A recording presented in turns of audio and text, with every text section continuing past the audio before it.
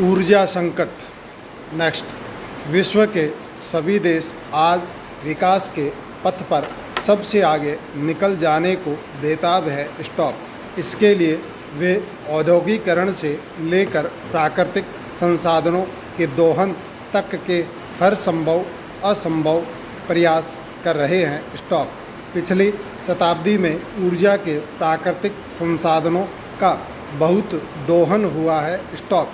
जिस तरह यह दोहन वर्तमान में हो रहा है, यदि इसी तरह आगे भी होता रहा, तो वर्ष 2050 के बाद पृथ्वी पर इन संसाधनों का अभाव हो जाएगा। स्टॉप। ऊर्जा के संसाधनों के अभाव की यह स्थिति ऊर्जा संकट कहलाती है। नेक्स्ट, ऊर्जा संकट को ठीक से समझने के लिए हमें सबसे पहले यह जानना होगा कि ऊर्जा क्या है।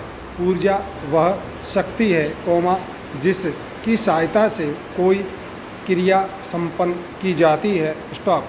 मनुष्य को कार्य करने के लिए ऊर्जा भोजन से मिलती है। स्टॉप। हम अपने दैनिक जीवन में वैज्ञानिक यंत्रों का प्रयोग करते हैं। स्टॉप। इन वैज्ञानिक यंत्रों को चलाने के लिए हमें खनिज तेल एवं विद्युत की आवश्यकता होती है। स्टॉप। इस तरह वैज्ञानिक यंत्रों, मोटर गाड़ी, ट्रेन इत्यादि की ऊर्जा का स्रोत खनिज तेल या विद्युत होता है। स्टॉप। जिन संसाधनों से हमें ऊर्जा प्राप्त होती है, उन्हें हम ऊर्जा के स्रोत कहते हैं। स्टॉप।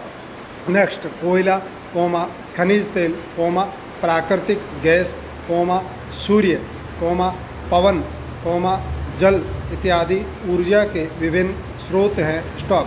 कोयला, खनिज तेल, प्राकृतिक गैस इत्यादि का प्रयोग सदियों से हो रहा है, इन्हें ऊर्जा के परंपरागत स्रोत कहा जाता है। स्टॉप।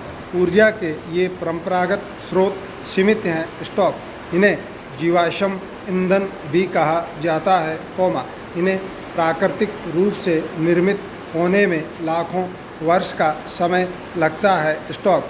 जिस अनुपात में औद्योगिकरण में वृद्धि हो रही है, उससे यह अनुमान लगाया जाता है कि अगले 40-50 वर्षों के भीतर इन संसाधनों के समाप्त होने के आसार हैं। स्टॉप। पूरा विश्व मुख्य रूप से इन्हीं ऊर्जा संसाधनों पर निर्भर है। स्टॉप। कोई भी देश अपने आर्थिक विकास को मंद करने की कीमत पर ऊर्जा संरक्षण नहीं करना चाहता, इसलिए भी दिनों दिन ऊर्जा संकट की स्थिति गंभीर होती जा रही है। स्टॉप। नेक्स्ट, ऊर्जा संकट के समाधान के लिए इसके गैर परंपरागत स्रोत का विकास करना आवश्यक हो गया है। स्टॉप। सूर्य, पवन, बायोगैस, भूताप इत्यादि ऊर्जा के गैर परंपरागत स्रोत हैं। स्टॉप। आज दुनिया के कई विकसित देशों द्वारा सौर ऊर्जा के प्रयोगों पर काफ़ी जोर दिया जा रहा है। स्टॉप। भारत में भी इस क्षेत्र में प्रयोग किए जा रहे हैं, किंतु केवल गैर परंपरागत स्रोतों के विकास से ही ऊर्जा संकट का समाधान संभव नहीं है, हमें पारंपरिक ऊर्जा संसाधनों का भी संरक्षण करना होगा। नेक्स्ट, सभी प्राकृतिक संसाधन पृथ्वी पर सीमित मात्रा में है।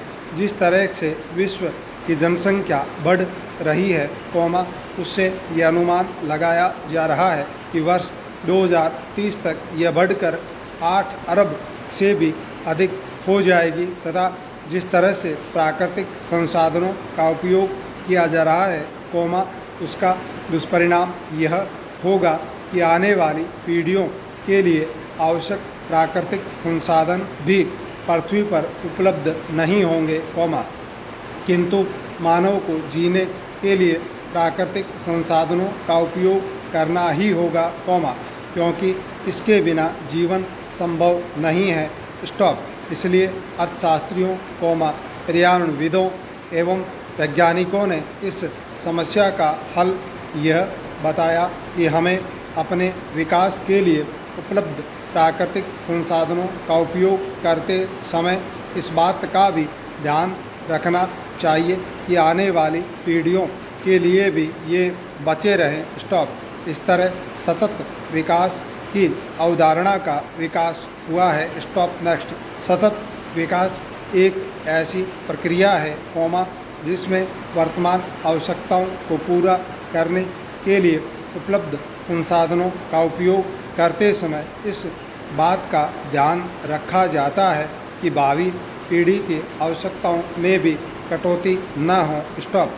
सतत विकास में सामाजिक एवं आर्थिक विकास के साथ साथ इस बात का ध्यान रखा जाता है कि पर्यावरण भी सुरक्षित रहे। स्टॉप। विकास एवं पर्यावरण एक दूसरे के विरोधी नहीं हैं, किंतु अपितु एक दूसरे के पूरक हैं। स्टॉप। नेक्स्ट।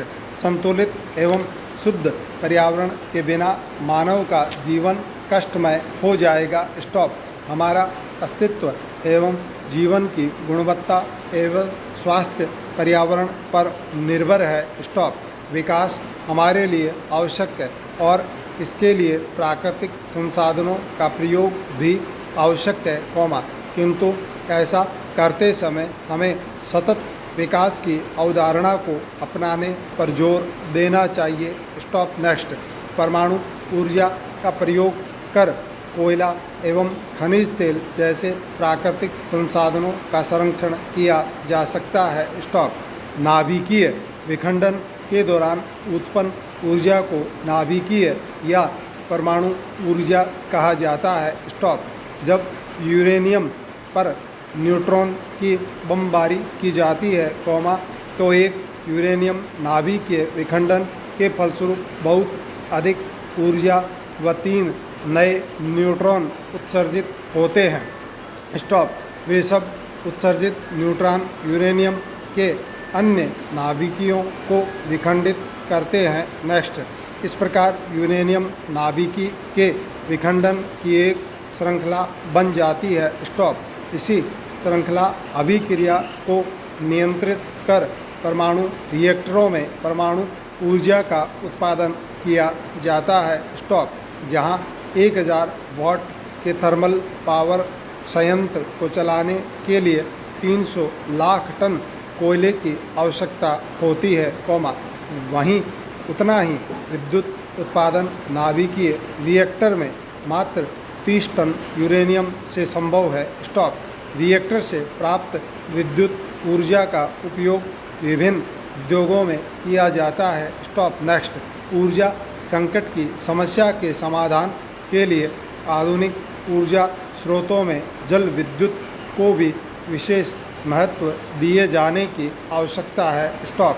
जीवाश्म ईंधन के विपरीत यह ऊर्जा स्रोत एक बार प्रयोग के बाद नष्ट नहीं होता। स्टॉप। इसे नवीकरणीय ऊर्जा स्रोत कहा जाता है। स्टॉप। इसके अतिरिक्त बायोडीजल का प्रयोग भी ऊर्जा संकट का एक अच्छा समाधान हो सकता है। स्टॉप।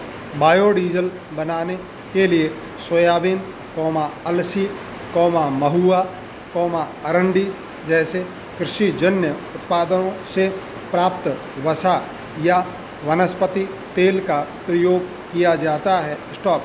बायोडीजल वह वैकल्पिक ईंधन है, जो पूरी तरह से जलकर ऊर्जा देता है। स्टॉप। नेक्स्ट। बढ़ती जनसंख्या हेतु ऊर्जा की आपूर्ति करना विश्व के लिए एक समस्या का रूप लेता जा रहा है। स्टॉप। आने वाले समय में पूरे विश्व में ऊर्जा की मांग में काफ़ी वृद्धि होने का अनुमान है। स्टॉप। बढ़ती जनसंख्या, फलती फूलती अर्थव्यवस्था और अच्छे जीवन स्तर की चाह के कारण प्राथमिक ऊर्जा खपत में भी वृद्धि हुई है। स्टॉप। ऐसी स्थिति में पूरे विश्व के लिए ऊर्जा संरक्षण को विशेष महत्व देना अनिवार्य हो गया है। स्टॉप।